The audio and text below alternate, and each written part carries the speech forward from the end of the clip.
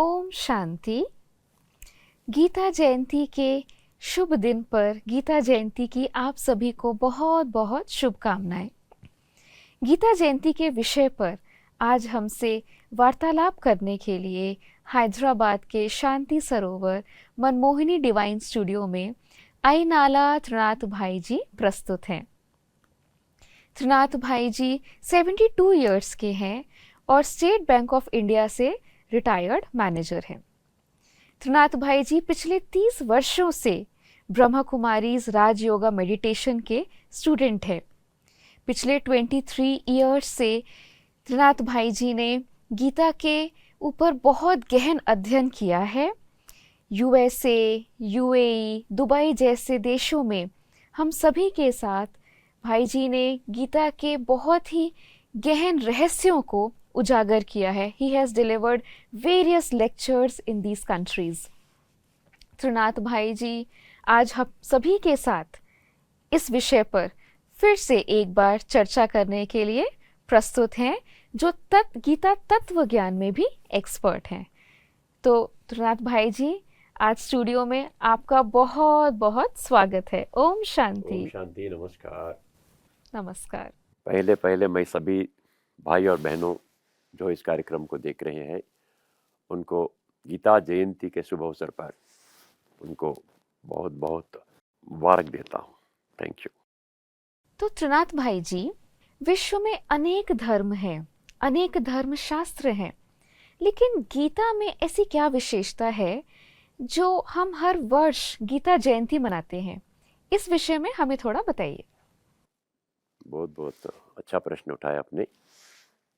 श्रीमद् भगवद गीता एक अनोखा शास्त्र है। इस शास्त्र क्यों अनोखा है?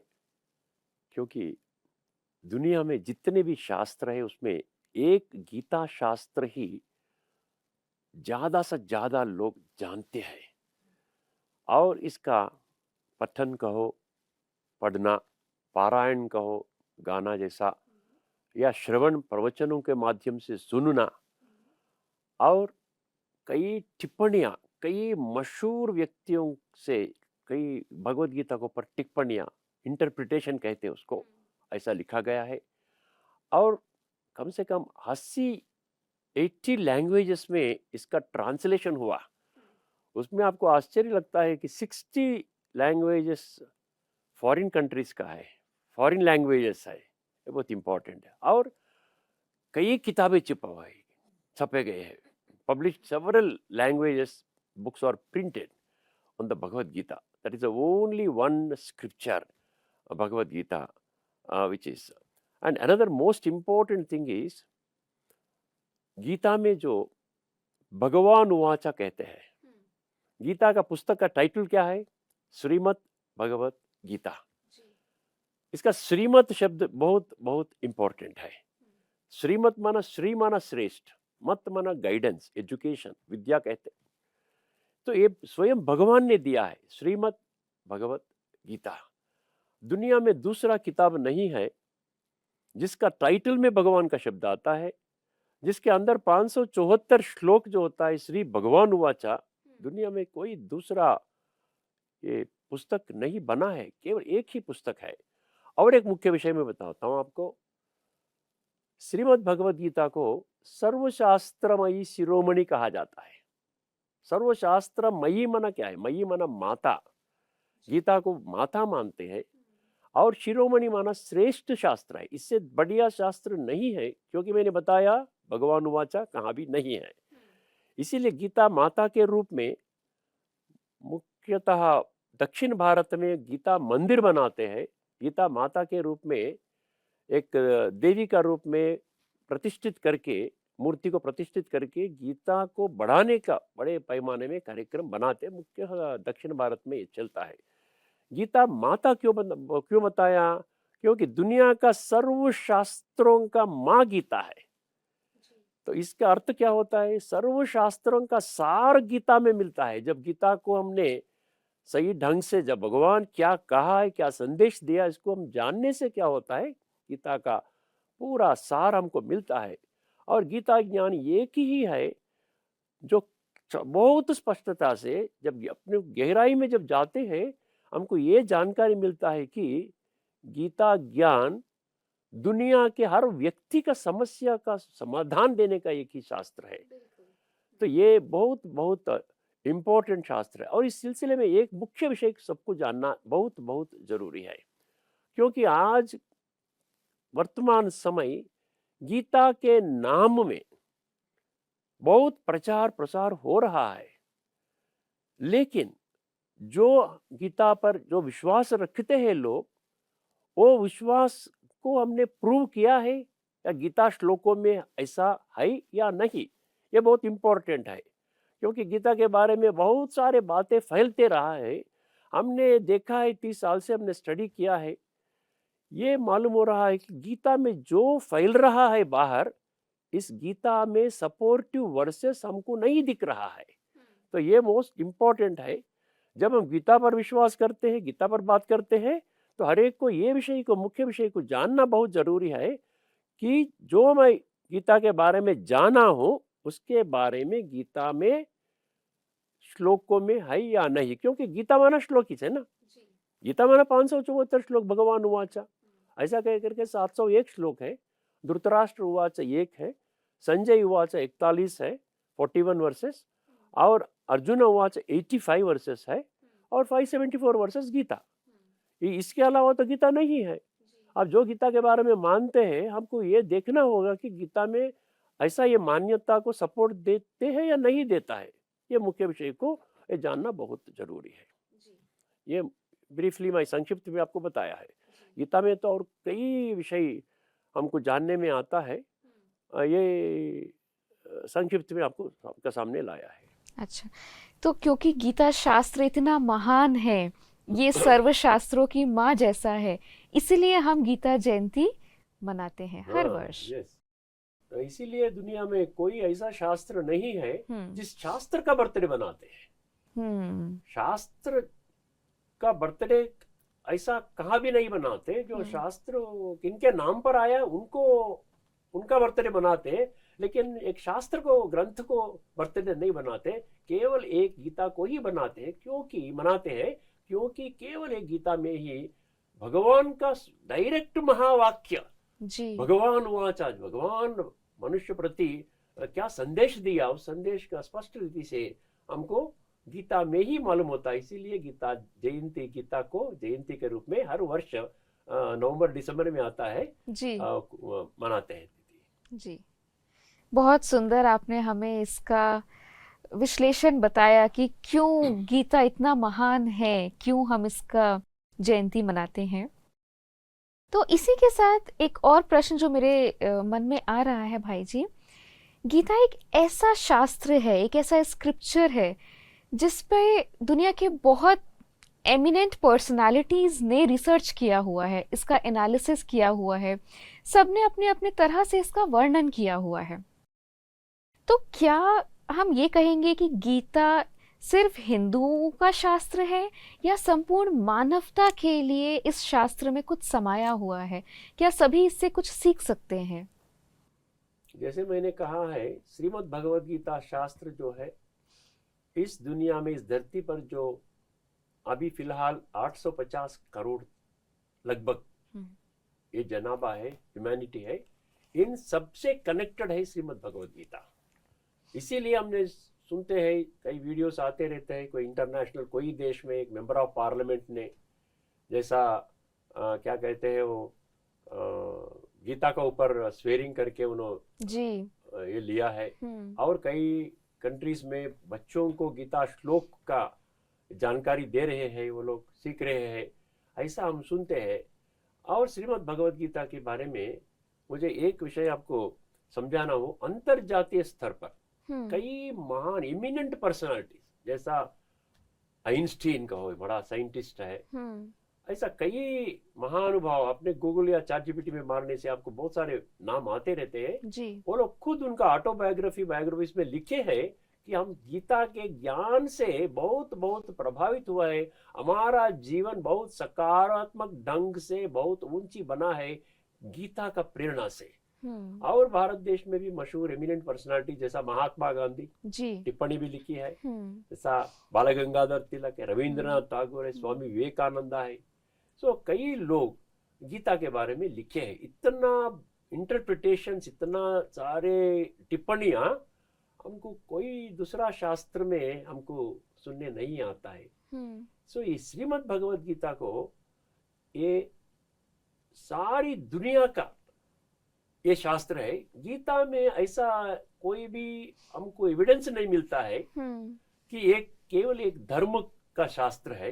हम समझते, दुनिया समझते कि हिंदू धर्म का शास्त्र है, लेकिन हमको ये जानकारी हमको मिलना चाहिए गीता में कहाँ भी 574 श्लोकों का एनालिसिस मैंने किया, कहाँ भी भगवान ने ऐसा नहीं कहा कि ये मैं श्रीमद् भगवत गीता केवल हिंदुओं को ही मैं बता रहा हूँ, दूसरा धर्म वालों को दूसरा भगवान, ऐसा नहीं कहा। भगवान ने स्पष्ट रीति से कह दिया। 137 श्लोक में मैं आपको सामने रख रहा हूँ। 137 माना 137 वर्सेस जी। उसमें 5 शब्द आता है, एक जगत बोल के आता है। मैं 9वें अध्याय का 17वां श्लोक, पिताहमस्य जगतः, मैं सभी का पिता हूँ कह दिया है जी। पितासी लोकस्य चराचरस्य, लोका आ गया है। वो अर्जुन वाच लोका, सभी दुनिया का ये कह करके। ऐसा ही कई योमामजमनादिंच वेत्ति लोक महेश्वरम। सो ये लोक, जगत, विश्व, यह माना इस दुनिया, और सर्व, सर्व माना सर्व मानवता का जी। तो इसका 137 श्लोक है गीता में कह दिया। और कहाँ भी एक श्लोक भी नहीं, एक पंक्ति भी नहीं, एक शब्द भी नहीं है ऐसा जो हमको समझने के लिए ये केवल एक हिंदू धर्म का शास्त्र है या एक ग्रुप का शास्त्र, ऐसा नहीं है कोई नहीं। ये दुनिया का शास्त्र, इट इज यूनिवर्सल स्क्रिप्चर। तो भाई जी हम ये कह सकते हैं कि गीता में संपूर्ण मानवता के लिए कुछ ना कुछ समाया हुआ है, चाहे वो एक प्रोफेशनल हो, चाहे वो एक घर में रहने वाला सामान्य नागरिक हो, चाहे वो कोई कॉरपोरेट का हो, सभी के लिए गीता में कुछ ना कुछ समाया हुआ है। वर्तमान समय में हर एक व्यक्ति कुछ न कुछ समस्या से गुजर रहा है। बिल्कुल जी। हर एक व्यक्ति, टेंशन कहते हैं, स्ट्रेस, प्रेशर कहते हैं, और हेल्थ प्रॉब्लम्स आ रहे हैं। दुनिया भर हॉस्पिटल्स हो गया है, आपको मालूम होता है। सो ये गीता जो है ना, हर एक व्यक्ति का, उनका जो समस्या है उसको हल करने का इसका फॉर्मूला गीता में है।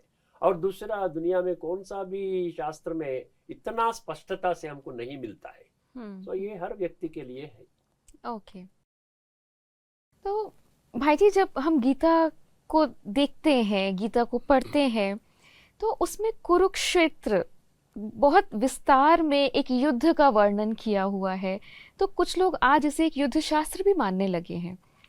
तो क्या गीता का एसेंस, गीता का सार सिर्फ एक हिंसात्मक युद्ध है? जैसे अभी आपने बताया कि इसमें संपूर्ण मानवता के लिए कुछ ना कुछ समाया हुआ है, कल्याण के लिए जी। तो क्यों हम इसे एक युद्ध शास्त्र की तरह आज देख रहे हैं? ये बहुत इंपॉर्टेंट इश्यू है, सभी को जानना होगा। श्रीमद् भगवत गीता कहने से कोई बड़े बड़े विद्वानों भी उनका कमेंट्रीज में युद्ध शास्त्र ही मान लिया है जी। ये कुरुक्षेत्र युद्ध मैदान में कौरव और पांडव सेना जब युद्ध का तैयारी हो गया है, और श्री कृष्ण का स्वरूप में, भगवान ने श्री कृष्ण का रूप में रथ सारथी बन गया है पांडवों का, जब बीच में खड़ा करने के लिए अर्जुन ने कहा है, तब ये समय में अर्जुन ने युद्ध करना इनकार कर दिया है, अस्त्र संन्यास कर दिया है, गांडीव को फेंक दिया है। तब परमात्मा ने श्री कृष्ण का स्वरूप में आकर के इनको गीता ज्ञान सुनाया जी। तो उससे अर्जुन ने खड़ा हो गया, फिर युद्ध किया है, ऐसा हमने जाना है। फिर लास्ट में सभी जने इतना डिस्ट्रक्शन हो गया प्रॉपर्टी का, ये समझो घोड़े का, समझो इतना मन, लाखों संख्या में इतना हो गया। फिर हाँ, लास्ट में क्या कहते हैं, केवल पांडव बचे, सभी मर गए जी। पांडव भी हिमालय पर्वत में जाकर गल गए, एक कुत्ता और धर्मराजु युधिष्ठिर बचा है। तो इससे हमको क्या मैसेज मिलता है, हमारा जीवन कैसा परिवर्तन होता है, ये युद्ध के बारे में और एक विषय है। जब भगवान ने युद्ध करवाता है, पर्सनल सुपरविजन, उनका अध्यक्षता से युद्ध करवाता है, तो दुनिया को क्या संकेत मिलता है? कोई गड़बड़ हो गए तो आपने मार सकते हैं, ऐसा हम्म संदेश मिलता है। ये युद्ध जो है, गीता में जो कहते हैं, ये हिंसात्मक युद्ध नहीं है, इसको हमने जानना है। हम्म। हमको ये इसको डीपर अंडरस्टैंडिंग में जब बुद्धि नेत्र खोल करके हम अंडरस्टैंड करते हैं, ये छोटा दो फैमिलीज का एक प्रॉपर्टी डिस्प्यूट है। जी बिल्कुल। ये प्रॉपर्टी डिस्प्यूट दुनिया का डिस्प्यूट नहीं हो सकता है ना। थोड़ा गहराई में जाने से, बुद्धि नेत्र खोल के हम्म थोड़ा समझने से ये कैसा हो सकता है। दो फैमिलीज का कुछ प्रॉपर्टी का इश्यू आ गया है, सो प्रॉपर्टी नहीं दिया बोले तो भगवान कैसे एंटर हो सकता है उसमें, हम्म भगवान कैसे समर्थन दे सकता है। आज अभी कलयुग का इस समय में भी हमारा इंडियन लीगल सिस्टम क्या कहता है, जी कोई ना कोई कुछ गड़बड़ करे तो पुलिस कंप्लेंट देना चाहिए, कोर्ट में दाखिल करना चाहिए। हम्म अभी ये ऐसा भगवान ने संदेश दिया कि आप मारो, कोई अधर्म में चले तो मारो, ऐसा संदेश भी ये नहीं है, गलत है। इसका कोई सबूत हमको श्रीमद् भगवद गीता में नहीं मिलता है कि गीता एक भयानक हिंसात्मक, जैसा हमने पिक्चरों में दिखाया, टीवी सीरियल्स में दिखाया, ऐसा कुछ भी एविडेंसेस हमको गीता में 574 श्लोकों में नहीं मिलता है। ये बहुत स्पष्ट रीति से मैं सभी को कहना चाहता हूँ। अच्छा, तो भाई जी जैसे अभी आपने हमें बताया कि ये गीता कोई युद्ध शास्त्र नहीं है, और आपने अभी कई बार हमें बोला कि इसमें 574 श्लोक हैं, भगवानुवाच है। तो इन 574 श्लोकों का अगर हमें बहुत कम शब्दों में एक सार जैसा बताना हो तो वो हमारे लिए क्या होगा? नहीं, ये बहुत अच्छा प्रश्न है, क्योंकि जब युद्ध शास्त्र दुनिया मानती है युद्ध शास्त्र है, जी अभी गीता कहती है युद्ध शास्त्र नहीं है, तो क्या है? Yes correct. आखिर गीता का संदेश क्या है? जी नहीं, आपने पूछा है इसका, ये 11 शब्द में आपने कहा है, कम शब्द में कहो गीता का एसेंस। 11 शब्द है गीता में, जी 3 श्लोकों में है। इस 11 शब्द का अर्थ तो आपको जानने से गीता का सार और गीता के माध्यम से भगवान स्वयं दुनिया के लिए क्या संदेश दे रहा है वो स्पष्ट हो जाता है। जी वो क्या है 11 शब्द मैं बताऊंगा आपको। 3 शब्द आता है 9वें अध्याय का 34वां श्लोक 934 और 18 अध्याय का 1865। ये 2 अध्याय में एक ही श्लोक आता है, 3 पंक्ति मिलता है। इसका पहली पंक्ति सेम कॉमन होता है, मन मना भवा। जी ये मन मना भवा, ये मन मना भवा 3 हो गया ना, मन मना भवा। जी मैं इसका अर्थ बाद में बताऊंगा। ओके ये 3 शब्द समझो। और दूसरा माम एकम शरणम ब्रजा, ये 4 शब्द है। ये 18 अध्याय का 66वां श्लोक सर्वधर्मान परित्यज्य माम एकम शरणम ब्रजा। उसमें माम एकम शरणम ब्रजा में कितना स्पष्ट रीति से मैसेज है, मैं एक ही भगवान हूं, जी आपको मेरा ही शरण में आना है।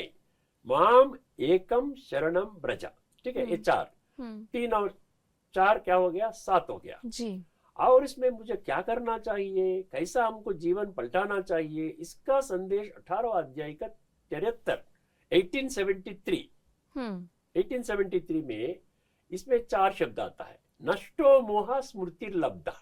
जी नष्टो मोहा स्मृतिर्लब्धा। नष्टो मोहा माना आपको मोह नष्ट करना, उसका क्या कैसा करना हम डिस्कस करेंगे। अभी फिलहाल आपने कम शब्दों में कहा है नष्टो मोहा स्मृतिर्लब्धा, ये 4 शब्द है। जी सो 7 और 4 क्या हो गया, 11 शब्द। 11 ये शब्द 11 शब्दों का गहरी राज समझने से आप खुद को स्पष्ट रीति से पता होगा कि गीता का भगवान मेरे लिए क्या संदेश दिया है। अच्छा, यह मुख्य विषय है। अच्छा। तो भाई जी अभी जो आपने 11 शब्द बोले, इसके बारे में थोड़ा विस्तार से बताइए कि एक एक शब्द का क्या मीनिंग है। ये 11 शब्द का अर्थ समझने से मैं समझा है गीता का एसेंस आप जानेंगे। जी ये पहला 3 शब्द है मन मना भवा। ये 2 श्लोकों में आता है। 9वें अध्याय का आखिरी श्लोक, 18 अध्याय का 65वां श्लोक। यह श्लोक ऐसा रहता है, मन मना भवा मद भक्तो मध्याजी माम नमस्कुरु मामे वैश्यसि युक्त्वैव आत्मानं मत परायणः। तो क्या कहता है, तेरे मन मेरे में लगाओ। फर्स्ट क्या, मन मना भवा। मन मना मन, मना मेरे में, भवा मना लगाओ। अच्छा, तेरे मन मेरे में लगाओ। क्योंकि आजकल का दुनिया का सारी समस्याएं मन से जुड़ा है।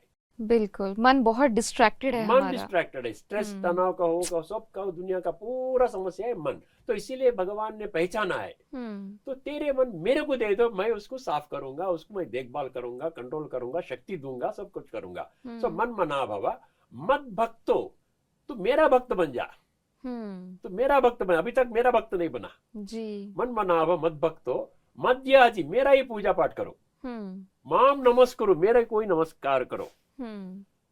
तब क्या होता है, माम एवं येष्यसि, मुझे पहचानते हैं। जी। क्योंकि मन से पहचानने का विषय एक गहरी राज है। गीता में गहरी राज छुपा हुआ है ना, मन से पहचानने की है। जब मन को मेरे में देते हैं, मेरे ऊपर बलिहार होते हैं, तब क्या होता है, माम एवं येष्यसि, ये क्या कहता है, मुझे पहचानते हैं आपने।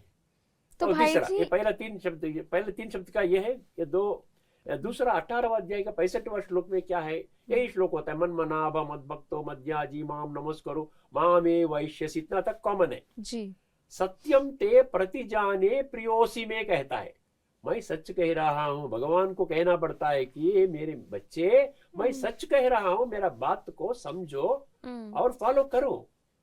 सत्यम ते प्रतिजाने माना प्रतिज्ञा पूर्वक, आई प्रॉमिस यू, और भी एक्सटेंड कर रहा, देखो इतना सीरियस सब्जेक्ट है। भगवान कह रहा है मुझे इस विषय को बहुत तीव्र गति से लेना चाहिए। सत्यम ते प्रतिजाने, क्योंकि आप मेरा प्रिय बच्चे हैं, प्रियोसी में, मेरा प्रिय है। हाँ, इसीलिए तो ये 3 शब्द हो गया जी। और भगवान कौन है इसको हम नहीं जानते। आज का दुनिया में भगवान कौन ही नहीं जानते। अभी 10 लोगों को पूछे, 10 का नाम दे देंगे, अलग अलग सब अलग अलग। हनुमान कहेगा, एक राम कहेगा, कृष्ण कहेगा, ये गणेश कहेगा, एक माता जी कहते हैं, सभी कहते हैं। तो आजकल का दुनिया में किसी को भी, कोई भक्तों को भी भगवान के प्रति सच्चा परिचय, उनका नाम रूप देश काल गुण कर्तव्य संबंध, इसके बारे में कोई जानकारी नहीं है, कंफ्यूज्ड है जी। उन्होंने समझता है, जो भी उन्होंने मानते हैं उन्होंने वही भगवान समझता है। तो इसीलिए भगवान क्या कहता है, मेरे बारे में संपूर्ण परिचय मैं गीता के माध्यम से दिया हूं, आप उसको पहचानो। तब क्या होता है, भगवान एक ही है, इसका जानकारी आपको मिलता है। माम एकम शरणम ब्रजा, तब क्या होता है, माम एकम, मैं एक ही भगवान हूँ। भगवान उवाचा कह दिया, इसलिए भगवानो नहीं कहा। श्रीमद् भगवद गीता टाइटल में भी श्रीमद् भगवानो गीता नहीं कहा, श्रीमद् भगवद गीता। तो गीता में बहुत स्पष्ट रीति से, बहुत सबूतों से, स्पष्ट रीति से आपको इतना तक बताया कि भगवान दुनिया के लिए एक ही है।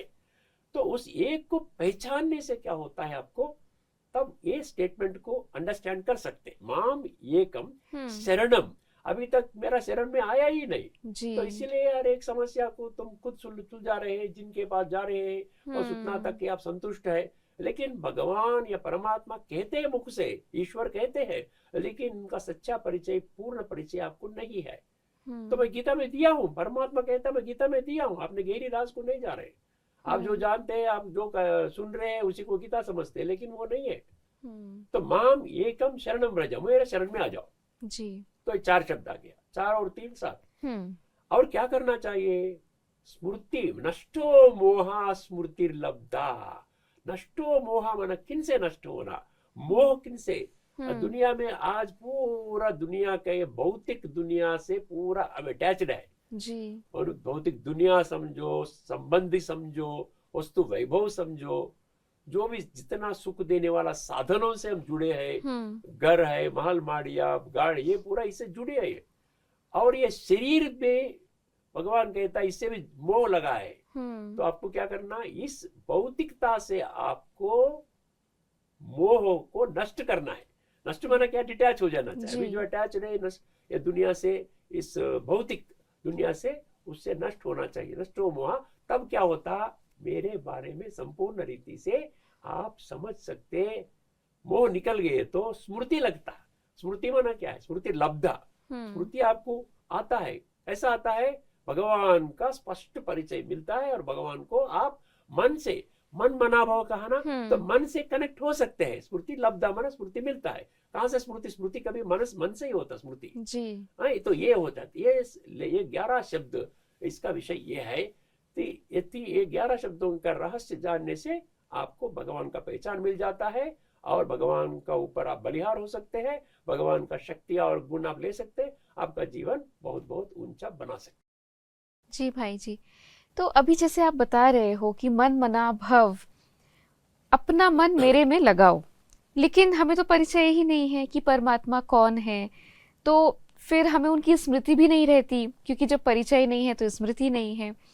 तो क्या है परमात्मा? आप हमें बताइए थोड़ा इस बारे में, कैसे हम अपना मन उनमें लगाएं, कैसे उन्हें याद करें, कैसे नष्टो मोहा बने, इसके बारे में आप हमें थोड़ी जानकारी दें। ये बहुत बहुत इम्पोर्टेंट विषय है सभी को। एक ही मैं कहता हूं कि भगवान सत्य है कहते हैं जी। जब भगवान सत्य है, क्या हम सत्य है? ये इसको, क्योंकि सच्चाई से हम भी सच्चे मार्ग में रहने से क्या होता है, सच्चाई कनेक्ट हो सकता है। तो ये इसीलिए परमात्मा एक शब्द निकाला है, 11 शब्दों का एक ही सार युक्त एक ही शब्द है, उसको कहते हैं तेरे मन मेरे में लगाओ। मन क्या होता है, एक connection between self and God through the mind. Okay, understand? This is called yoga.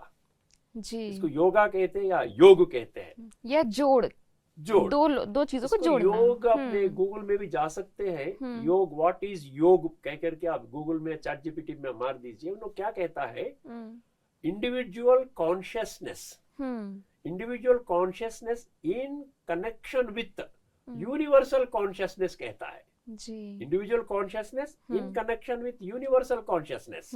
मतलब क्या, इंडिविजुअल कॉन्शियसनेस में, कॉन्शियसनेस मतलब चैतन्य शक्ति, अपना खुद में चैतन्य शक्ति, और सभी चैतन्य शक्ति कोई गीता में क्या कहता है, आत्मा कहता है, स्पिरिट कहता है, सोल कहता है। अच्छा। तो हर एक व्यक्ति का अंदर एक स्थूल जड़ विषय है, एक शरीर है, और इस जड़ शरीर को चलाने वाला सूक्ष्म शक्ति चैतन्य शक्ति है। इस वही चैतन्य शक्ति के माध्यम से ही परमात्मा को हम कनेक्ट कर सकते हैं। इसीलिए इंडिविजुअल कॉन्शियसनेस माना आत्मा जी, और सभी विश्व आत्मा में, सपोज 850 करोड़ मनुष्य है तो मतलब 850 करोड़ आत्माएं हैं। उनका मूल स्वरूप का, उनका आइडेंटिटी क्या है, उनका मैं शरीर नहीं हूँ। तो ये यूनिवर्सल कॉन्शियसनेस को क्या कहा है, परमात्मा कहा है। इंडिविजुअल कॉन्शियसनेस को आत्मा कहा, यूनिवर्सल कॉन्शियसनेस कहा, लेकिन भारत कॉन्शियसनेस या हिंदू कॉन्शियसनेस ऐसा नहीं कहा। So true. तो एंटायर ह्यूमैनिटी आ जाता है, 8.5 बिलियन पॉपुलेशन आ जाता है, सभी आत्माएं हैं और आत्माओं का एक ही पिता है, यूनिवर्सल कॉन्शियसनेस कहा।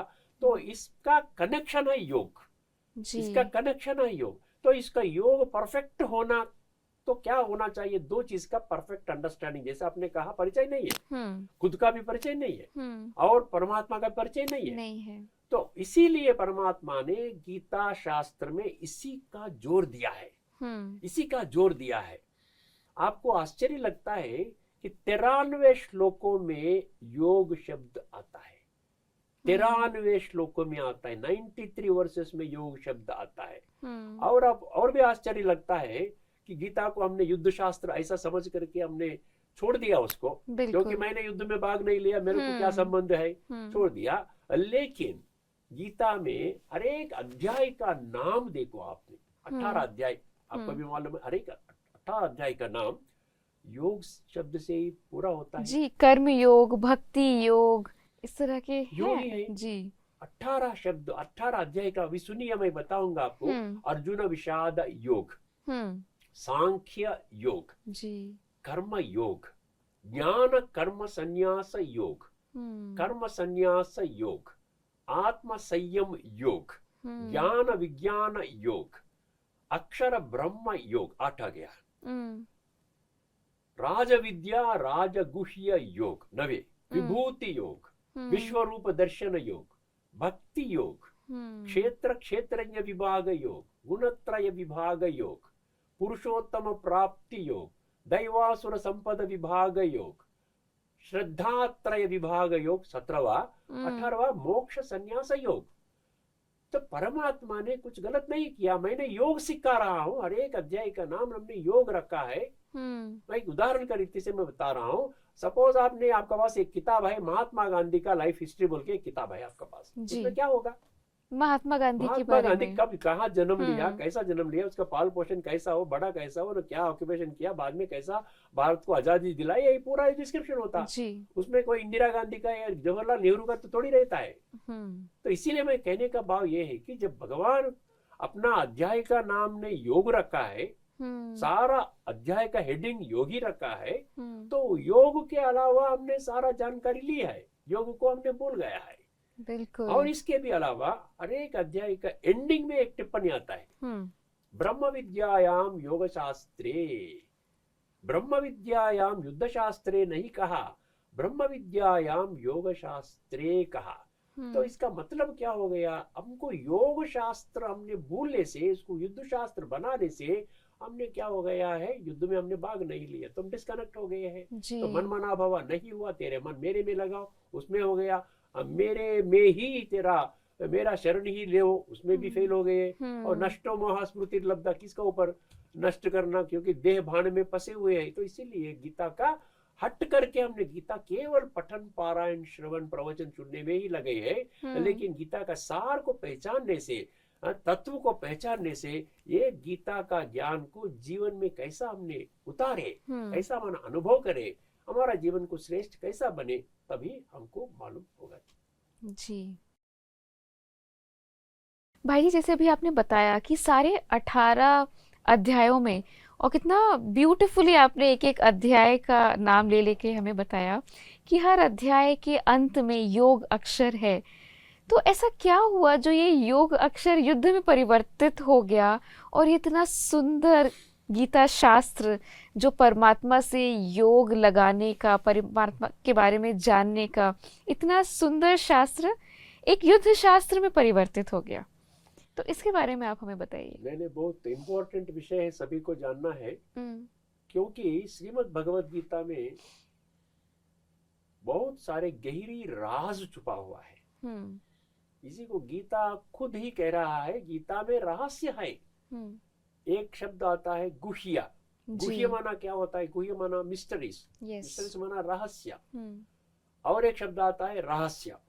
ये रहस्य और गुह्यता, गुह्यता 7 श्लोकों में है, रहस्य कह करके एक श्लोक में है। पूरा 8 श्लोकों में भगवान ने बहुत अथॉरिटी से, स्पष्टता से, गंभीरता से कहा है, इस राज को जानो। ये गीता ऐसा आपको पठन पारायण श्रवण करके, ऐसा युद्ध शास्त्र समझ करके गीता से ही हट गई है। तो राज है कह करके कैसा एविडेंसेस क्या है आप पूछ सकते हैं, मैं थोड़ा एविडेंसेस आपका सामने रखूंगा जी।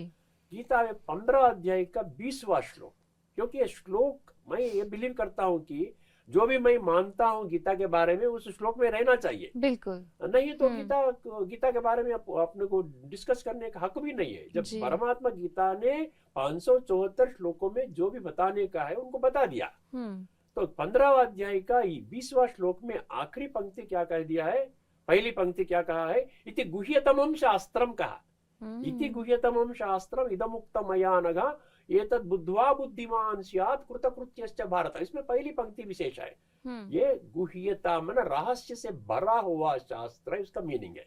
आप भी पढ़ सकते हैं, आपका पास किताब रहता, दुनिया भर किताबें है। 15 अध्याय का 20वां श्लोक का पहला पंक्ति क्या कहता है? इति गुह्यतमं शास्त्रम। एक गुह्यता क्या है? हर एक को प्रश्न खुद को बताना चाहिए। गुह्यता माना क्या है? जिसको जो जानकारी नहीं है, पहले ही बार भगवान ने बता रहा है, वो गुह्यता कहते हैं। तो सबका जानकारी में तो उसको गुह्यता क्या है जी?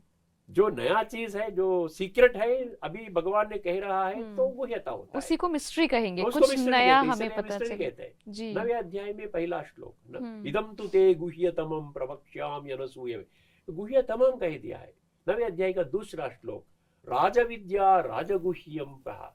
राजविद्या मन क्या है? राजविद्या मन हर एक विद्या से नंबर 1 है, राजा जैसा विद्या टॉप है। जैसे राजा माना किंग जी, पूरा सारा नीचे आ जाता ना। तो राजा विद्या माना क्या होता है? हर एक विद्या, दुनिया में जितना भी विद्या कहो उसमें राजा का विद्या श्रीमद् भगवद गीता। और राज गुह्या कहा, ये गुह्यता को अच्छा रीति समझना। गुह्यता माना मिस्टरी, ये रॉयल मिस्टरीज है।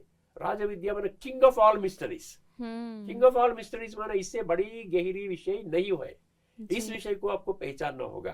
ऐसे सर्वगुह्यतमम भूयः कहा 18वां अध्याय 64वां श्लोक में। सर्वगुह्यतमम, सर्व मैंने क्यों यूज करा, सारा गुह्यता से भरा हुआ है गीता शास्त्र। और कहता है इदम तु ते गुह्यतमम प्रवक्ष्यामि, सॉरी 18th chapter 1863 में इति ते ज्ञानमाख्यातम गुह्याति गुह्यतरम मया कहता है। गुह्याति गुह्यतरम माना क्या है, गुह्य से भी गुह्य, गुह्य जितने भी गुह्य आपने जाना है उससे भी बहुत डीपेस्ट मिस्ट्री ये भगवत गीता में है। और 18 अध्याय में 68 में कहता है दुनिया को बताओ ये राज कोई भी नहीं जाना है, जो मेरे बच्चे थोड़े बच्चे जाने हैं इसको, जो अनजाने लोगों को भक्तों को सभी को बताओ। ये 18वां अध्याय का 68वां श्लोक में ये इमं परमं गुह्यं मद्भक्तेष्वभिधास्यति भक्तिं मयि परां कृत्वा मामे वैश्यत्य संशयम्।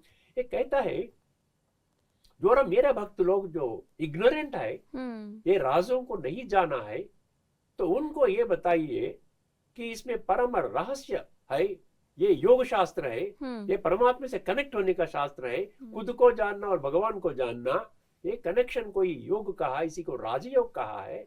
तो ये मेरा भक्तों को बताओ। तो हमने कई श्लोक ने आपका सम्मुख रखा है जिसमें गुह्यता शब्द आया है। और एक श्लोक आता है 4वां अध्याय का 3रा श्लोक, स एवायं मया ते अद्य योगः प्रोक्तः पुरातनः भक्तोऽसि मे सखा चेति रहस्यम कहता है। उसमें रहस्य आता है जो मैं बता रहा हूं, जो पहले पुराना एक योग है, ये दोबारा मैं बता रहा हूं, ये अति सीक्रेट है, ये आपने मेरा भक्त है, मेरा मित्र है, तो इसीलिए तेरे को मैं बता रहा हूं। सखा मेरा मित्र है, तो ये रहस्यम। तो इसीलिए भगवान ने गीता में बहुत स्पष्टता से कोई भी संदेह, कोई संशय उठाने का जरूरत ही नहीं है। केवल हमको क्या करना चाहिए, बुद्धि नेत्र को खोल करके परमात्मा का ऊपर बलिहार होने का लक्षण हमारे में रहना चाहिए। उनको ऊपर प्यार, हमारा पर परमात्मा को ऊपर प्यार रहना चाहिए। परमात्मा ने क्या कह रहा है, हमने क्या सुना, क्या करते हैं, तो इसको समझ करके परमात्मा का जो कहा है गीता का, उसमें क्या है उसका उस मार्ग पर चलना है, तभी हमको परमात्मा का प्राप्ति है, योग का ये सफलता होता है जी। और एक मुख्य विषय आपने जिक्र किया है, ये योग इतना क्लियर कट, हर एक अध्याय का नाम योग शब्द है और ये पूरा योग शास्त्र बताया, 93 श्लोकों में योग शब्द है, फिर ये इसको युद्ध क्यों समझा जी। ये बहुत बहुत बहुत बहुत इंपॉर्टेंट ये विषय है, सभी को जानना है। जैसा हमने अभी एक धार्मिक शास्त्र जैसा हमने मान लिया है, ये धार्मिक शास्त्र नहीं है। अच्छा, ये मुख्य पॉइंट को हमको समझना होगा कि योग को युद्ध में कैसा कन्वर्ट हो गया।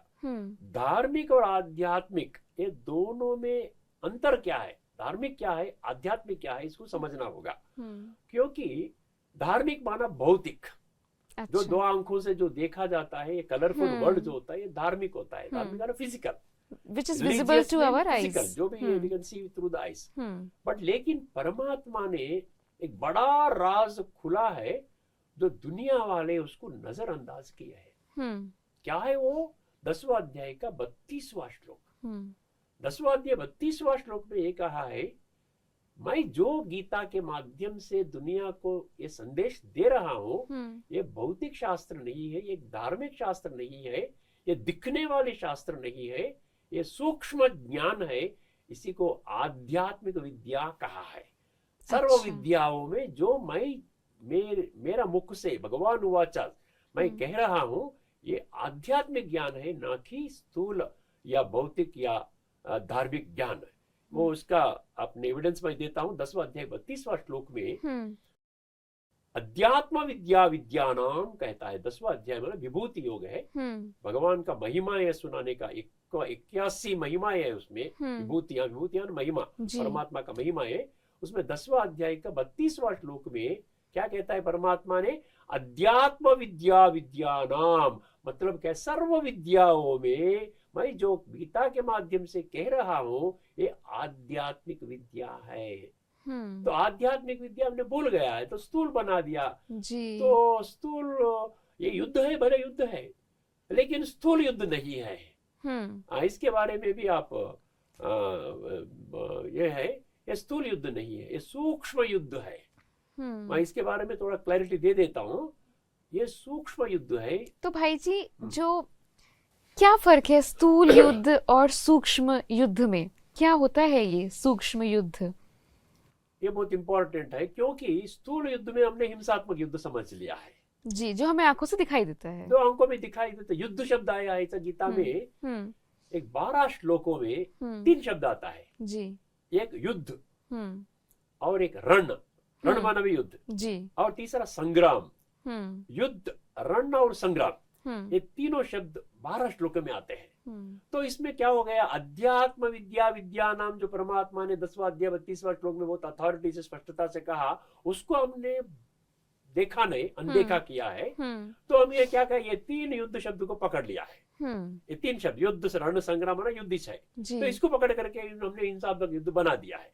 क्योंकि स्थूल रीति से अंडरस्टैंड करने से युद्ध क्या होता है, हिंसात्मक युद्ध ही होता है ना। Correct correct. अभी आध्यात्मिक दृष्टिकोण से हमको मालूम, अंडरस्टैंड करने से आपको ये मालूम होता है कि युद्ध हम किन से करते हैं। नॉर्मली किन से युद्ध होता है, शत्रु से होता जो है, हमारे दुश्मन होते हैं, दुश्मन से होता है जी।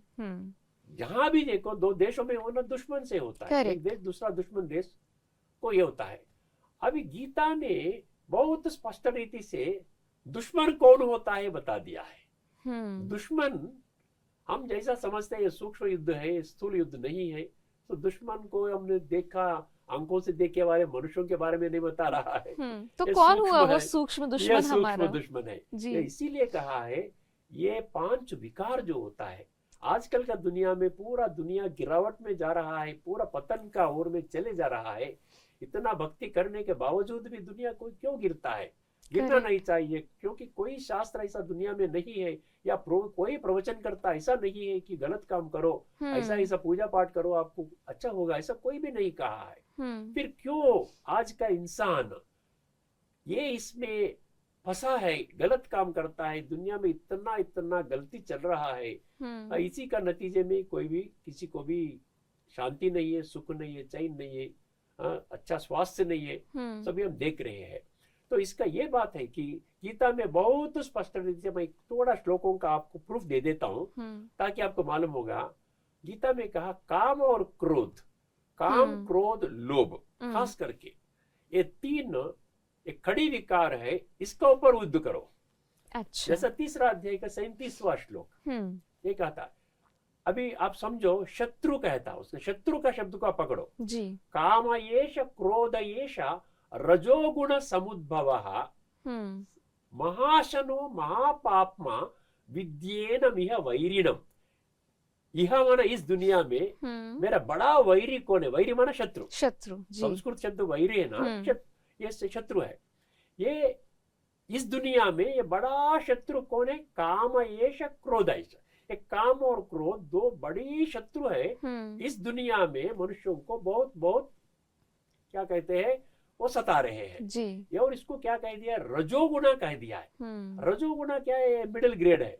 अच्छा। सतो रजो तमो कहते हैं ना, सात्विक राजसिक तमो तामसिक। जो भी ये 2 विकारों में जो फंसे है, उन्होंने भगवान क्या कह दिया? आप सात्विक में नहीं है, हाईएस्ट ग्रेड में नहीं है, आप उत्तम नहीं है, उत्तम मध्यम कनिष्ठ कहते हैं ना, तो मध्यम में रख दिया उनको। रजोगुण समुद्भवः, जिनमें काम क्रोध लोभ है। इसमें 2 बताया, मैं बता रहा हूँ। काम येष क्रोध येष इसमें बताया है। अच्छा। और 16वां अध्याय का 21वां श्लोक 16th चैप्टर 21st वर्स, इसमें क्या कहा है? काम क्रोध लोभ, ये 3 इसमें लोभ ऐड किया है, ऐड कर दिया। लोभ में क्या? लोभ ये तीनों क्यों? नरक का द्वार कह दिया है।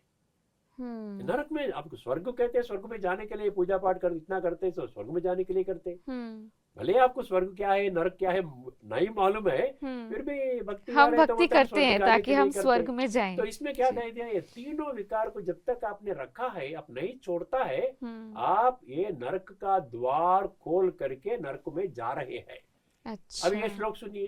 त्रिविधम नरकस्येदम द्वारम नाशनमात्मनः कामः क्रोधः तथा लोभः तस्मात् एतत्त्रयम् त्यजेत्। आखिर में क्या करता? ये तुरंत इसको छोड़ो, तीनों को तुरंत छोड़ो, क्योंकि तीनों नरक के द्वार है। और काम विकार के बारे में तीसरा अध्याय में और एक श्लोक आता है, 39th वर्ष होता है, आवृतम ज्ञानमेतेन ज्ञानिनो नित्यवैरिणा काम रूपेण कौन्तेय दुष्पूरेणानलेन च। ये काम विकार ऐसा कड़ी विकार है, आप जितने बार भी काम विकार को अनुभव करो, इसको पूर्ण नहीं, तृप्त नहीं होता है। ये मुख्य विषय को बताया। ये बड़ा वैरी है, कड़ी वैरी है। ये मनुष्य को पतन में ले जाता है, पतित कर देता है। ये बड़े दुश्मन है, इसको पहचानो कहता है। और एक श्लोक में बहुत मुख्य श्लोक, 2-3 श्लोक आपको बताना चाहता हूँ, दर्शकों को बताना चाहता हूँ कि परमात्मा ने युद्ध के बारे में आपने पूछा है जी, कि योग युद्ध में कैसे परिवर्तन हो गया है। मैंने कहा आध्यात्मिक ज्ञान को आपने स्थूल ज्ञान बना दिया है, वो एक बात हमको मालूम हो गया है। और छठा अध्याय का 5वां श्लोक और छठा श्लोक, छठा अध्याय का 5 और छठा श्लोक, अभी सुनिए। उद्धरेदात्मनात्मानं न आत्मानम् अवसादयेत् आत्मैव ह्यात्मनो बन्धुरात्मैव रिपुरात्मनः। इधर रिपुमना संस्कृत में शत्रु। उन्हें क्या कहता है, उद्धरेदात्मनात्मानो, आत्मा शब्द 13 बार आता है 2 श्लोकों में। सो परमात्मा क्या कहता है, हर एक व्यक्ति 2 व्यवस्था से जुड़ा हुआ है। मैं स्थूल आध्यात्मिक प्राथमिक सिद्धांत कह रहा हूँ, गीता में बहुत क्लियरली ये ज्ञान का आधार से बताया है। हर एक व्यक्ति 2 स्वतंत्र व्यवस्था से ये है, पर्सनालिटी, उनका व्यक्तित्व बना हुआ है। अच्छा। एक है स्थूल जड़ शरीर है, विनाशी शरीर है। दूसरा है अविनाशी चैतन्य शक्ति आत्मा है। तो ये 2 है। तो आत्मा और शरीर अलग अलग 2 व्यवस्थाएं हैं। शरीर अलग है। जो आप जानो नहीं जानो, भले समझे आपको आत्मा का ज्ञान का पसंद नहीं है, जानने का जरूरत नहीं, फिर भी आपका अंदर तो आत्मा है ना है। नहीं जानने से नहीं है बोल के नहीं बोल सकते ना। जो जाना तो पहचान लिया। जो जानता है आत्मा, वो जानने वाला को वो आत्मा उसको बंधु जैसा काम करती है, रिलेटिव जैसा काम करके उसको ऊपर चढ़ाता है। जैसा हम तमो प्रधान है, तमो स्थिति में है, उसको रजो में ले जाती है, रजो से फिर सत्तो में ले जाती है, सत्तो प्रधान स्थिति में ले जाती है, उसको बहुत ऊंचा ले जाती है। कौन ले जा रहा है, जब आपका खुद का चैतन्य शक्ति आत्मा को पहचानते हैं, तो वो पहचानने के बाद क्या होता, वही आत्मा आपको ऊपर ले जाती है। इसका विरुद्ध आप नहीं पहचाने, केवल देहभान से मैं देह हूं समझ करके जीवन जी रहे हैं, वैसे ही देह त्याग करते हैं, तब परमात्मा क्या करता है, तेरा ही आत्मा तेरे को शत्रु बनता है। तेरा ही आत्मा तो पहचाना नहीं है, तो वो क्या करती है, तेरे को उल्टा पुल्टा करके, क्या आत्मा अभी भी खराब हो गया और भी उसको सत्यानाश कर देता है, तो आपका जीवन भ्रष्ट कर देता है। इसीलिए क्या कहता है दूसरा श्लोक में, बंधुरात्मा आत्मनस्तस्य येन आत्मैव आत्मनाजितः अनात्मनस्तु शत्रुत्वे वर्तेत आत्मैव शत्रु। इसका ये की एसेंस है, आप मन बुद्धि को जागृत करो, आत्मा को पहचानो। आत्मा का अभी पूरा क्या कहते हैं, तमो प्रधान हो गया, काला हो गया है, मलिन हो गया है, रस्टेड आयरन जैसा हो गया है। इसको शुद्ध करने का काम शुरू करो, नहीं तो वही आत्मा आपको शत्रु बन करके आपका जीवन को भ्रष्ट बना देता है। तो ये परमात्मा ने बहुत स्पष्ट कह दिया है कि दुनिया को। और एक श्लोक में क्या कहता है, 6 अध्याय का ही 9वें श्लोक में एक आता है, एक श्लोक से आपको स्पष्ट रीति बन जाता है। पूरा दुनिया का जो भी मनुष्य है उसमें 9 भागों में बांटा है उन्होंने। अच्छा। 9 डिविजन्स कर दिया है। ये 9 डिविजन्स में एक डिवीजन शत्रु भी है। 9 डिविजन्स में एक शत्रु भी है।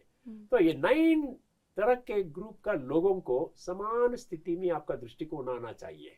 मतलब सारी दुनिया को 9, दुनिया में जितने भी लोग हैं उनको 850 करोड़ों को 9 भागों में कर दिया, बांट दिया, और उसमें एक शत्रु। अभी सुनिए आप 9 भागों का सुनिए।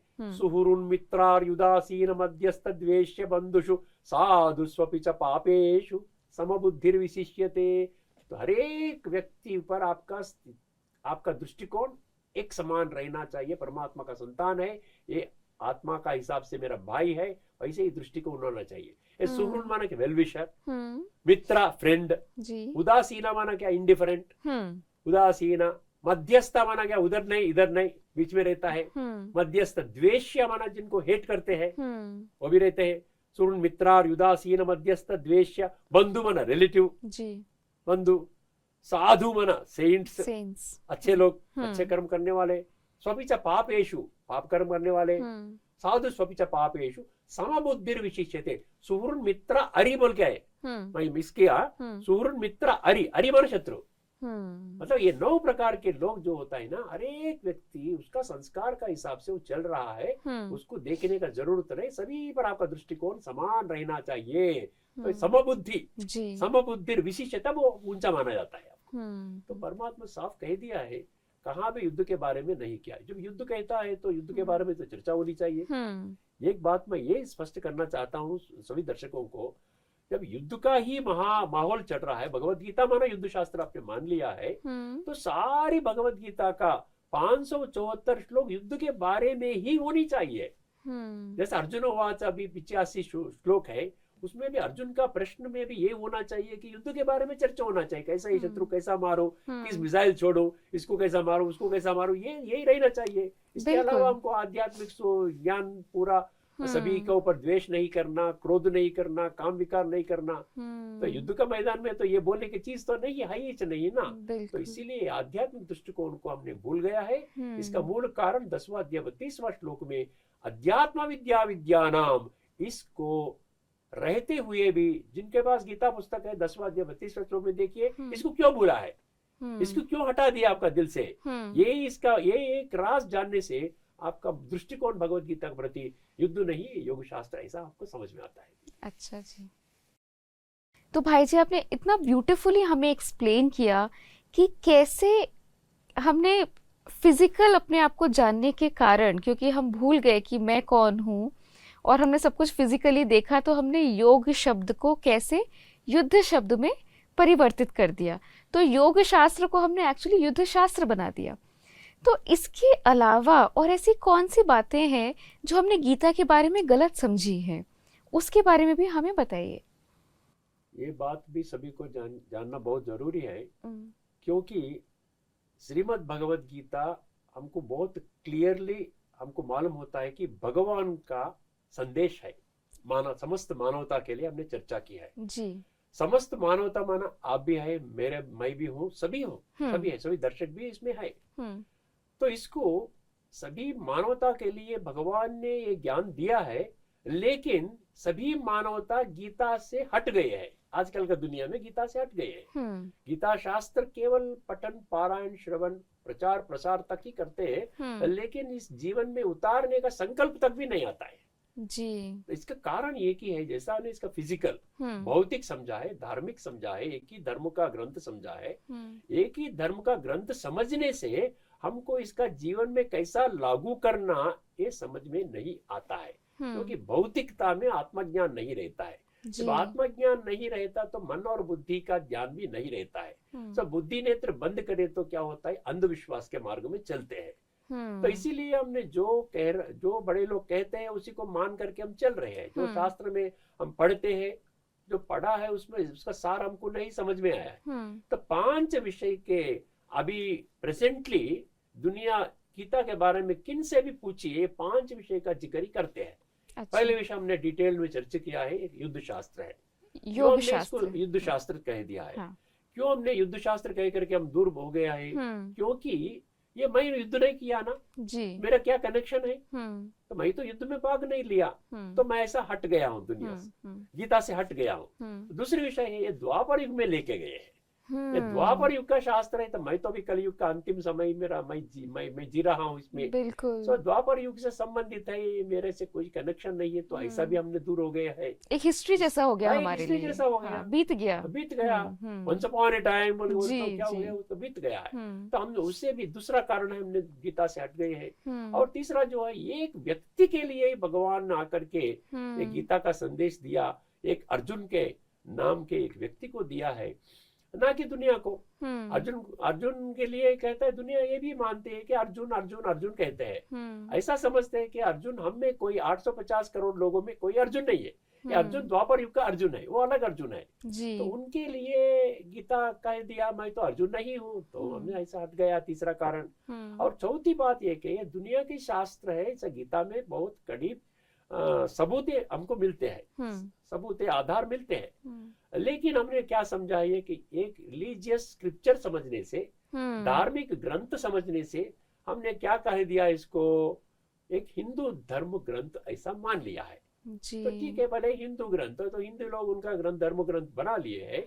फिर दूसरा ग्रुप्स क्या कह दिया, दूसरा धर्म के बोले क्या समझते, सो गीता हिंदुओं का ग्रंथ है जी। तो हमारा ग्रंथ है ये होली कुरान है, हमारा ग्रंथ होली बाइबल है, गुरु ग्रंथ साहिब है, धम्मपादा है, ऐसा ऐसा समझ करके ये हर एक ग्रंथ क्या हो गया, अभी डिविजन हो गया है, जैसा भगवान को डिवाइड कर दिया जैसा। जी जी। तो भगवान को ऐसा मैं एक ही भगवान है, सारा गीता में वही आधार है, हमको सबूत मिलते हैं। तो ये हिंदू धर्म कहने से क्या होता है, बाकी धर्म वाले पूरा डिस्कनेक्ट हो गए।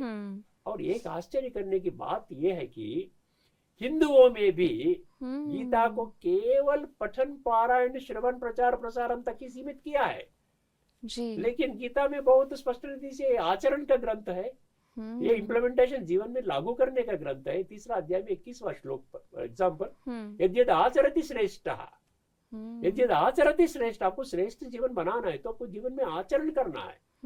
ऐसा गीता में तीसरा अध्याय का 31वां श्लोक में भी, ये मे मतम नित्यम अनुतिष्ठन्ति मानवा, ये मानवा ये नित्य अनुनित्य जीवन में आपको लागू करने का है। और एक शब्द सुनिए, मानव कहा है, ये मानव है मनुष्य, हमारे लिए कोई ग्रह में, दूसरा ग्रह में है क्या मनुष्य? ये भूमि, ये पृथ्वी के ऊपर अलावा कोई दूसरा कोई ऐसा प्लेनेट नहीं है जिधर मानव है, मनुष्य है। तो ये हमारे लिए ही है, हमारे लिए है। और एक बात है, प्रजा भी आता है श्लोक, प्रजा आता है, नर, नर माना भी नर मनुष्य, जन माना भी मनुष्य। ये नर, प्रजा, जन, मानव, मनुष्य, ये 26 श्लोकों में आता है। 26 श्लोकों में ये शब्द आता है। मतलब क्या है, हमारे लिए ही है। हमको ये पहले हमको मालूम होना चाहिए कि ये मनुष्य कहा लेकिन हिंदू मनुष्य नहीं कहा जी। प्रजा कहा, हिंदू प्रजा नहीं कहा। तो कहाँ भी उन्होंने एक जेनेरिक टर्म यूज किया है, मतलब दुनिया का ये लागू होता है। तो हमने क्या कर दिया है, हिंदुओं का ग्रंथ समझने से बाकी लोग हट गए। हिंदू लोग भी गीता से कोई कनेक्टेड नहीं है, गीता को जीवन में धारण नहीं करते, अनुभव नहीं करते, क्योंकि गीता को युद्ध शास्त्र समझ करके बैठे हैं, केवल अर्जुन को ही दिया गया शास्त्र समझ करके बैठे। आखिरी एक पांचवा, अभी 4 महीने बताया, पांचवा क्या, एक भारत में मुख्यतः हिंदुओं में एक प्रचलित है, क्या बोलते हैं, प्रैक्टिस है कि कोई फैमिली में कोई शरीर जो छोड़ते हैं तब गीता को पकड़ना, गीता को पारायण करना या सुनना, ऐसा एक मान्यता बना हुआ है जी। तो ये भी गलत है। ये 5 एक गलत फहमियां अभी दुनिया में गीता के बारे में चल रहे हैं। इसका जब तक आप ये 10वां अध्याय 32वां श्लोक में अध्यात्म विद्या विद्यानाम, इसका अंडरस्टैंड कर करके ये दुनिया का एक ही अद्भुत यूनिक अद्वितीय शास्त्र है, ये मेरे लिए है, जब तक ये हम नहीं समझते हैं तब तक आप मनमना भवा मामेकम शरणम व्रजा, कुछ करने स्फूर्तिर्लब्धा, इससे हम हट जाते हैं। तो इसलिए परमात्मा स्पष्ट रीति से कह दिया है, ये कारण है, 5 कारण है। दुनिया, आम दुनिया, खास हिंदुओं भी गीता से हट के है, लेकिन आश्चर्य की बात है गीता के बात सभी करते हैं, लेकिन हट करके बात करते हैं। जो भी उनका मान्यता है, ये पूरा मान्यता गीता में कोई सबूत नहीं है।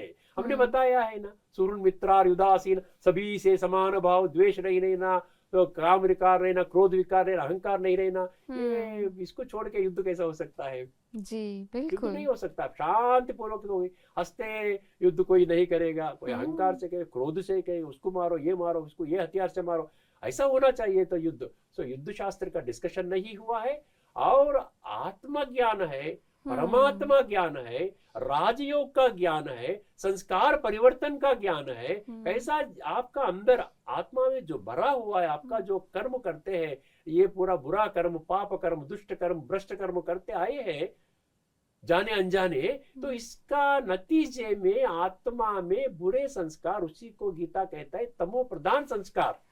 अब इस तमो प्रधान संस्कार को सतो प्रधान संस्कार करना चाहिए जी, तभी आपको सतो प्रधान सात्विक दुनिया में आप जा सकते हैं। ये विषय को हमने दूर हो गए हैं।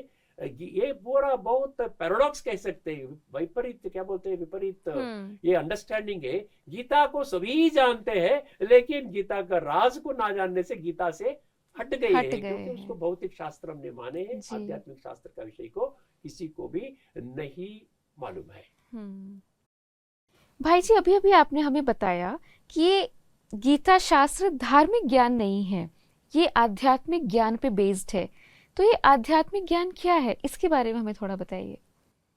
आध्यात्मिक ज्ञान और धार्मिक ज्ञान अभी दुनिया में बहुत एक ही समझ रहे हैं, उसको बहुत डाइल्यूट कर दिया है जी। कई हमने यूज करते हैं आध्यात्मिक गुरु कहते हैं, उन्होंने आध्यात्मिक आत्मा का ज्ञान नहीं है उनके पास, फिर भी हम कहते हैं ये आध्यात्मिक पुस्तक कहते हैं या आध्यात्मिक संस्था कहते हैं, आध्यात्मिक फलाना फलाना कहते हैं।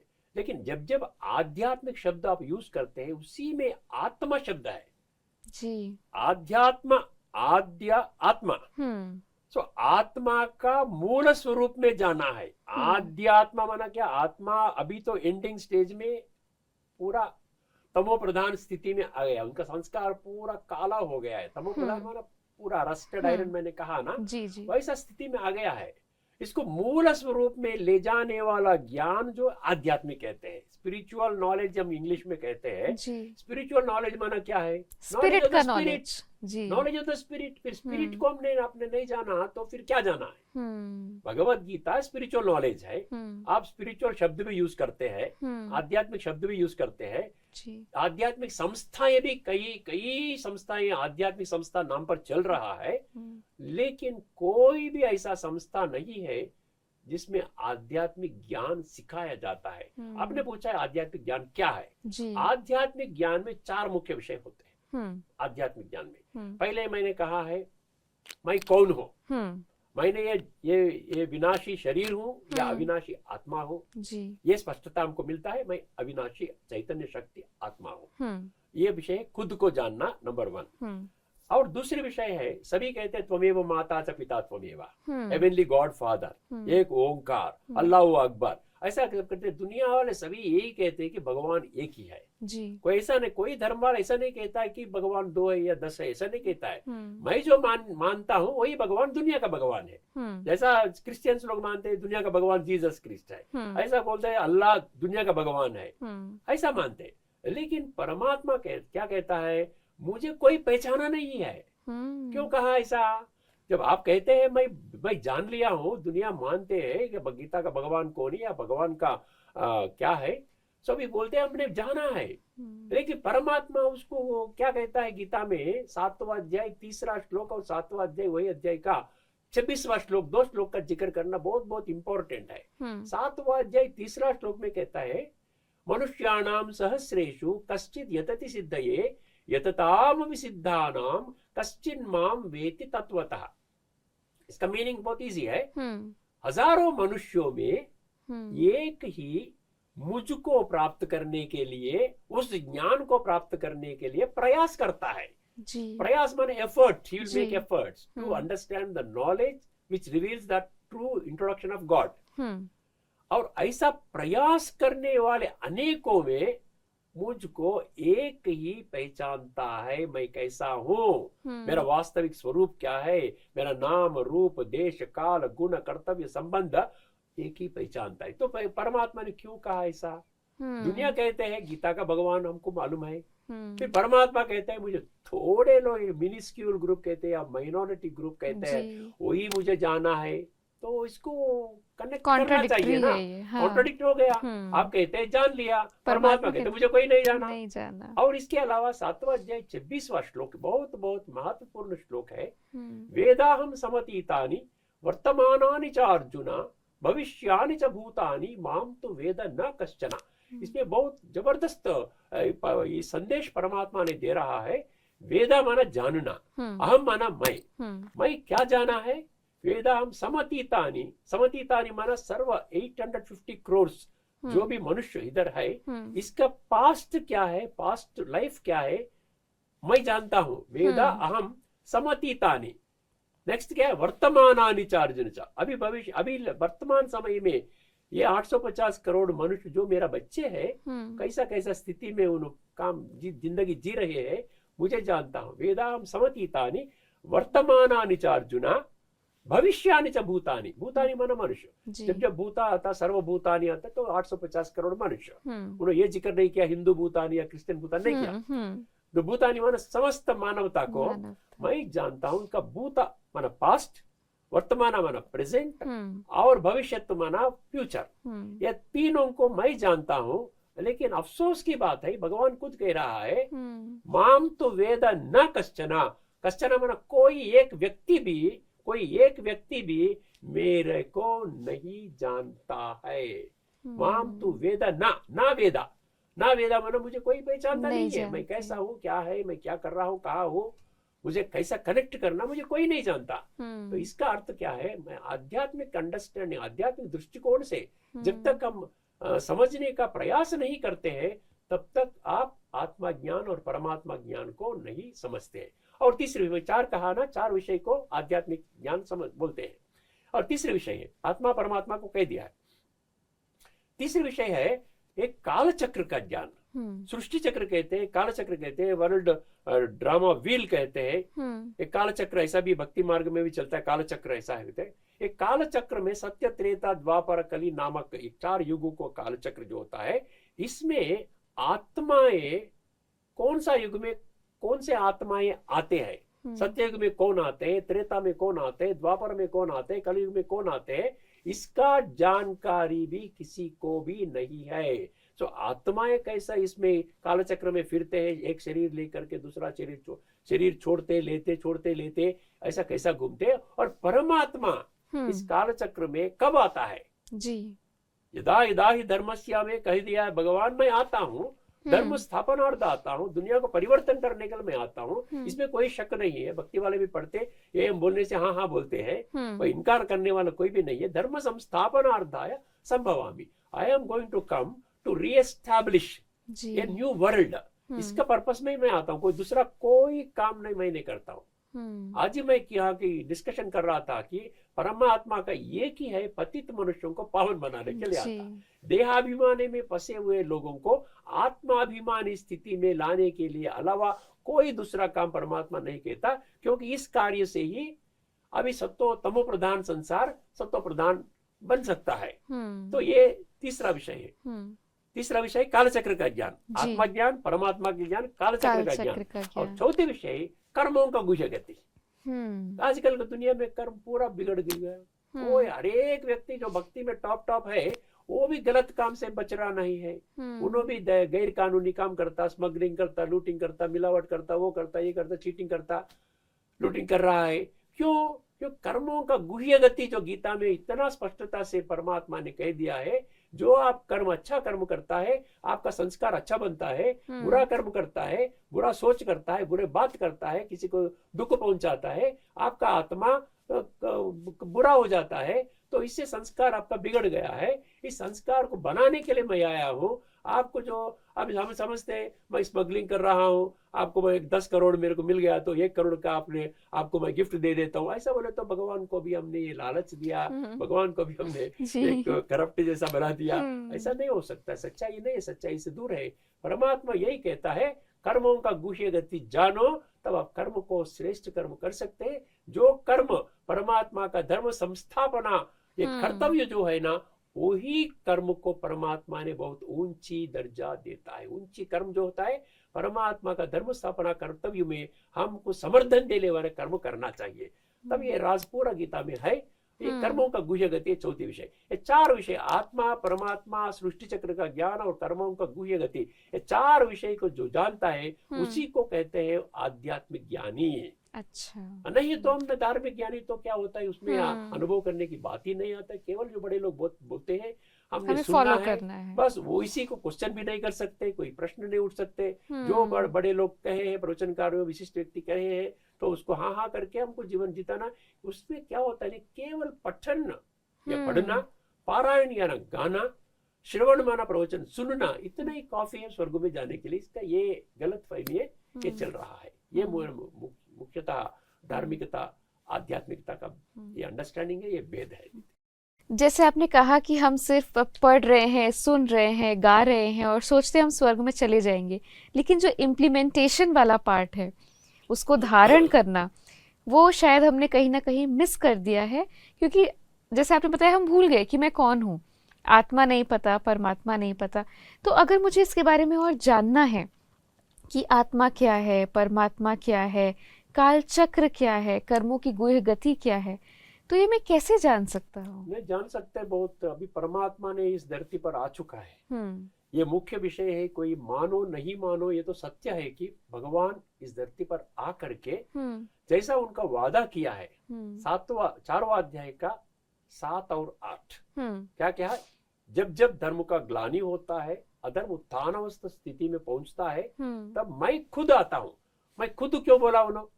क्यों बोला? तो अभी तक ने मैंने धर्म स्थापकों को भेजा है, जी। इतना साधु सन्यासी लोगों को पवित्रता को धारण कर करके कुछ ना कुछ अच्छा ही बोल रहे हैं। हम्म। इतने 33 करोड़ देवी देवताओं का पूजा भी कर रहे हैं। हम्म। इतने करने के बावजूद भी संस्कार परिवर्तन का ऊपर ध्यास नहीं है, क्योंकि आध्यात्मिकता को 100% भूल गए हैं। आध्यात्मिकता को जानने से ही परिवर्तन का मार्ग हमको पता चलता है। आत्मा खराब हो गया तो हमको परिवर्तन करने का मार्ग आता है। तो इसीलिए अभी परमात्मा आकर के ये एक मनुष्य तन में आकर के ये गीता ज्ञान को पुनः, गीता में भी है, मैं हर एक कल्प में एक बार आकर के मैं समझाता हूँ। स एवायम मयाति अद्य योगा प्रोक्ता पुरातना, जो पुरातन हर पिछले कल्प में जो बताया है, मैं अभी फिर से मैं बता रहा हूँ। अभी आपको खुद को पहचानना, परमात्मा को पहचानना, संस्कार परिवर्तन के ऊपर अटेंशन रखना, क्योंकि बहुत थोड़े लोग ही मुझे पहचानते, जैसा ने कहा 7वां अध्याय 30वां श्लोक में कह दिया है। तो उस जो पहचानने का ग्रुप में आने का आपका संकल्प है, तो आप ब्रह्मा कुमारी ये राजयोग मेडिटेशन सेंटर, ये जो दुनिया में भर फैला हुआ है, 90 ईयर से चल रहा है, ये परमात्मा खुद स्थापन किया है। ये कोई मनुष्य स्थापन नहीं किया है, ये परमात्मा खुद स्थापन करके एक मनुष्य तन के आधार लेकर के परमात्मा ने ये सृष्टि का आदि मध्य अंत का ज्ञान दे रहा है। आध्यात्मिक ज्ञान, ये आत्मा परमात्मा, ये कर्मों का गुह्य गति सब बता रहा है। राजयोग प्रक्रिया से संस्कार परिवर्तन का मार्ग बता रहा है। तो इसीलिए मैं सभी दर्शकों को, भाई और बहनों को यही कहना चाहता हूं। अभी आज आपको बहुत हर्ष की बात है कि कम से कम 15 लाख लोग दुनिया में 140 कंट्रीज में जो फैला हुआ है, ब्रह्म कुमारी सेंटर जो फैला हुआ है, वो गीता ज्ञान के आधार से संस्कार परिवर्तन करके एक ही, जैसा हम कहते हैं वसुदैव कुटुंबकम, सभी आत्मा का पहचानने से क्या होता है, आत्मा आत्मा भाई भाई कहते हैं, यूनिवर्सल ब्रदरहुड कहते हैं। तो एक ही परिवार जैसा बन करके एक 15-20 लाख लोग 145 कंट्रीज में विविध धर्मों का संबंधित एक ही ये पूरा देह धर्म को छोड़ो कहता, सर्वधर्मान परित्यज्य। तो देह धर्म को छोड़ो आपने, मेरा कुल या मेरा वर्ण है, मैं स्त्री हूं, मैं पुरुष हूं, मैं बड़ा हूं, वर्ण वर्ग हूं, मेरा जाति ये है, मेरा भाषा ये है, मेरा देश ये, इसको छोड़ो, क्योंकि देह छोड़ने से पूरा खत्म हो जाएगा। आत्मा विनाशी है, आत्मा डायमंड है, ये तो बॉक्स है। तो आत्मा को पहचानो, तब ऑटोमेटिकली क्या होता है, हमने कहते हैं हिंदुओं का ये बिलीफ सिस्टम है कि लोका समस्ता सुखिनो भवन्तु, सर्वे जना सुखिनो भवन्तु, वसुधैव कुटुंबकम, इसको हमने लागू कर सकते, जीवन में ला सकते। इसीलिए जो भी गीता के रहस्य को जानना चाहते हैं, मैं इसी के यही रिक्वेस्ट करूंगा, आप नजदीकी ब्रह्म कुमारी सेवा केंद्र, अभी तो बहुत छोटा बड़ा सेंटर्स कह के बहुत 35,000 सेंटर्स है, बड़े बड़े सेंटर्स रजिस्टर्ड सेंटर्स एक 5,000 है, लेकिन छोटा गीता पाठशाला कहते हैं, सब सेंटर्स कहते हैं, छोटे मोटे सेंटर सब मिलके 35,000 सेंटर्स दुनिया भर फैला हुआ है। आप नजदीकी 1-2 किलोमीटर के बाजू में आपको ब्रह्म कुमारी सेवा केंद्र मिलता है। वहां जानने से वहां पूरा श्रीमद् भगवद गीता का आध्यात्मिक दृष्टिकोण से 7 दिन का कोर्स निःशुल्क देते हैं, free of any charges. Every day you have to spend only 1 hour time. Okay, 7 दिन का कोर्स देते हैं। बाद में आपको ये आध्यात्मिक दृष्टिकोण का मार्ग आपको पता चलेगा, तो आप कंटिन्यू कर सकते हैं और आध्यात्मिक दृष्टिकोण से आपको जीवन को बहुत बहुत ऊंचा बना सकते हैं। तो ये भाई सभी ये गीता जयंती के संदर्भ में हर एक साल में एक जयंती आते हैं, मनाते रहते हैं, हम चर्चा करते आते हैं, लेकिन हर एक को ये समझना होता है कि 84 लाख जीव राशियों में केवल एक मनुष्य को ही भगवान ने बुद्धि नेत्र दिया है। इस बुद्धि नेत्र को दुनिया का हर एक कामों में हमने इस्तेमाल करते हैं। छोटे मोटे, क्या पहनना, क्या खाना, कौन सा पिक्चर को जाना, क्या करना, कैसा कौन सा व्हीकल में जाना, ये इस छोटे मोटे कामों में हमने बुद्धि इस्तेमाल कर रहे हैं। लेकिन परमात्मा ने हमको बुद्धि दिया, तो परमात्मा को जानने के लिए क्यों हमको बुद्धि नेत्र बंद करना चाहिए? इसीलिए अंधविश्वास कहते हैं, ब्लाइंड फेथ कहते हैं। ये ब्लाइंड फेथ, ये ऐसा ब्लाइंड फेथ में क्यों जाना है? अपने खुद को प्रश्न करना है। मैं बुद्धिजीवी हूँ, 84 लाख जीवराशियों में भगवान ने मुझे बुद्धि दिया है। बुद्धि यूज करके ये परमात्मा का ज्ञान आध्यात्मिक दृष्टिकोण से जानने से, गीता में खुद कह दिया है थोड़े लोग पहचानते, तो मैं उस थोड़े लोग पहचानने का वर्ग में क्यों ना जाऊं? उसका प्रयास करने के लिए आप नजदीकी सेंटर पे गए तो वहां पर बहने भाई रहते हैं, बड़े बड़े राजयोगी रहते हैं। वो लोग आपको निःशुल्क आपको ये राजयोग मार्ग सिखाते हैं। आत्मा को पहचान सकते, परमात्मा को पहचान सकते, एक काल चक्र रहस्य को पहचान सकते, और कर्मों का गुह्य गति को पहचान करके आपका कर्मों में श्रेष्ठता, सात्विकता आप ला सकते। आपका जीवन में सुख शांति आपको पूरा भर सकते हैं। जीवन से स्ट्रेस से, तनाव कहते हैं, दुख कहते हैं, समस्याएं कहते हैं, उलझन कहते हैं, इससे दूर हो सकते हैं। यही मेरा सभी से रिक्वेस्ट है कि इसको बहुत सीरियस लेना सब्जेक्ट है। श्रीमद् भगवद गीता को केवल पठन पारायण श्रवण करने का बात नहीं है, इसको जीवन में आचरण करने का विधान ही भगवद गीता में है। इसको आध्यात्मिक दृष्टिकोण से समझना है, क्योंकि परमात्मा ने कह दिया है तत्व के आधार से, तत्व माना आध्यात्मिक दृष्टिकोण, तत्व के आधार से माम वेति तत्वतः, तत्व के आधार से मुझे थोड़े लोग ही पहचाने, ऐसा भाई भगवान की खुद डिक्लेयर किया। तो मैं पहचानने का वर्ग में जाना चाहता हूं, ऐसा कर करके आप जा सके तो आपको जीवन बहुत बहुत बहुत बहुत सफल होगा। आपका जीवन में सुख और शांति आपका जीवन भर रहेगा।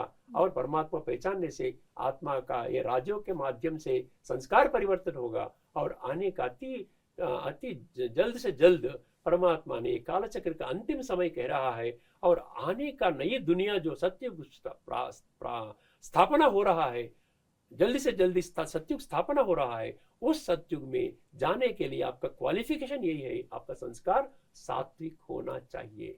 इसके लिए आपको ये विषय विकारों से आप हटना चाहिए, इसके कारण देहभान से हटना चाहिए, आत्मा का पहचान होना चाहिए। इस संस्कार परिवर्तन हो जाएगा, आपका जीवन सुखमय बन जाएगा।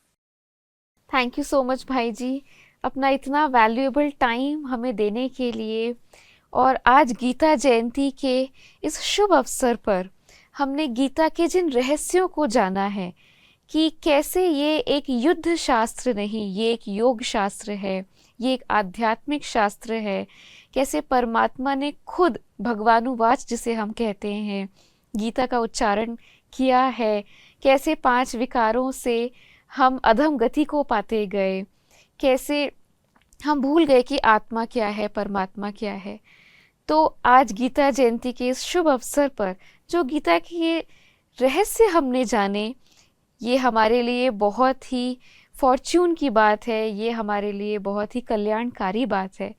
तो गीता के बारे में और जानने के लिए, ऐसे सब्जेक्ट्स पे और डिस्कशन करने के लिए हमारे साथ शांति सरोवर के साथ जुड़े रहिए। आप सभी का बहुत बहुत शुक्रिया। ओम शांति।